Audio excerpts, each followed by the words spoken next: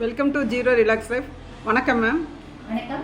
இன்னைக்கு வீட்டில் விளக்கேற்றுவதுடைய ரகசியங்கள் பற்றி ஏற்கனவே பார்ட் 1 ஆவடைமல் மேம் நமக்கு பேசியிருக்காங்க, அதை யூடியூப்பில் போட்டிருக்கோம்.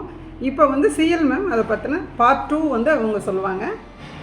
சொல்லுங்கள் மேம். உடம்புல வந்து 3 விதமான நாடிகள் இருக்குது. ஒன்று வந்து சூரிய நாடி, சந்திர நாடி, சுஷும்னா நாடின்னு சொல்லுவோம்.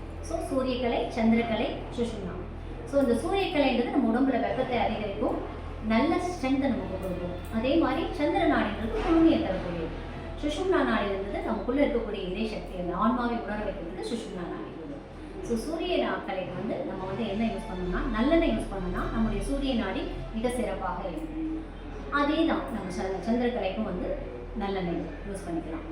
நெய் விளக்கியதுன்னா சுஷும்னா நாடிக்கு வந்து மிகவும் உபயோகமாக இருக்கும். ஜென்ரலாகவே இந்த நெய்ன்றது எல்லா இடத்துலையும் ஒரு பாசிட்டிவ் வைப்ரேஷன், அந்த நல்ல உணர்வுகளை பரப்பக்கூடிய கெப்பாசிட்டி உண்டு. அதனால தான் கோவிலில் கூட நம்ம நெய் விளக்கியதுன்ற வழக்கம் உண்டு.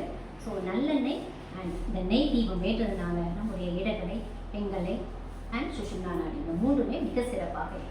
நன்றி.